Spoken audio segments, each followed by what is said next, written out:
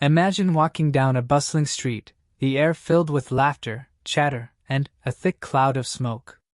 Now, picture that same street, but instead of smoke, it's fresh air, clean, inviting, and vibrant. That's the transformation the Philippines has pursued, but the journey wasn't just about air quality. It was about survival, dignity, and a national stand against a silent killer.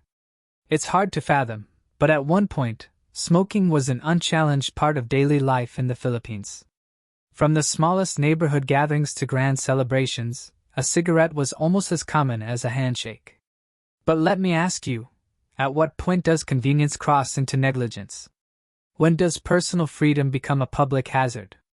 The answer, as the Philippines realized, came wrapped in grim statistics and heartbreaking stories.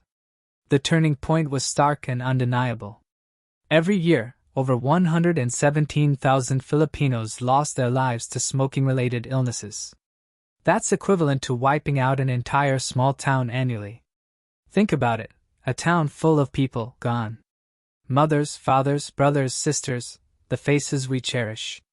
Can you feel the weight of those numbers? Because the government did, and they decided that enough was enough. But let's pause for a moment. If you're thinking, a ban on public smoking? Isn't that a bit extreme? You're not alone. Critics were quick to label the move as overreach, an infringement on individual rights. Yet, for every detractor, there was a grieving family member asking why their loved one's life wasn't worth protecting. And when you frame the debate in those terms, the urgency becomes undeniable. Here's where the story takes a sharp twist. President Rodrigo Duterte, known for his tough stance on crime, extended his no-nonsense approach to smoking.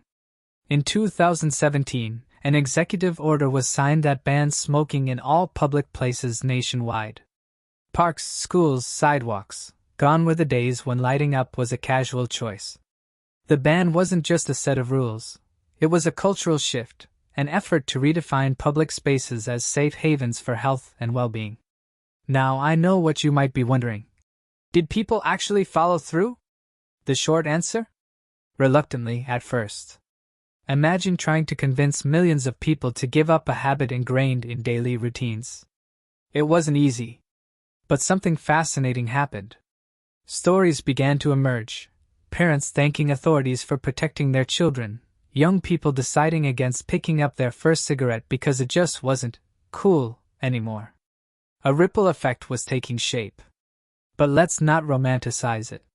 Enforcement wasn't smooth sailing. Have you ever tried to enforce a rule at a family gathering? Multiply that by a country of over 100 million people. There were clashes, debates, and yes, a fair share of humorous moments, like the guy who tried to argue that his cigarette was an emotional support stick.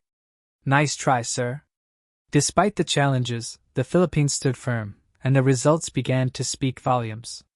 By 2020, smoking prevalence had dropped significantly. The streets were cleaner, the air fresher, and public health saw measurable improvements. But here's the thing, this wasn't just about eradicating cigarettes from public spaces. It was about something much bigger.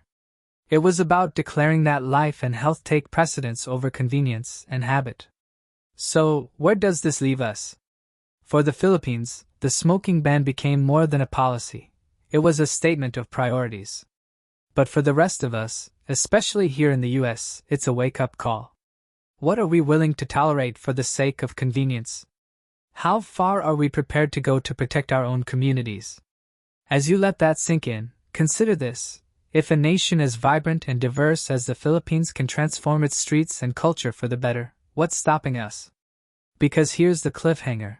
You won't believe what's next in their journey to becoming a healthier, more united nation.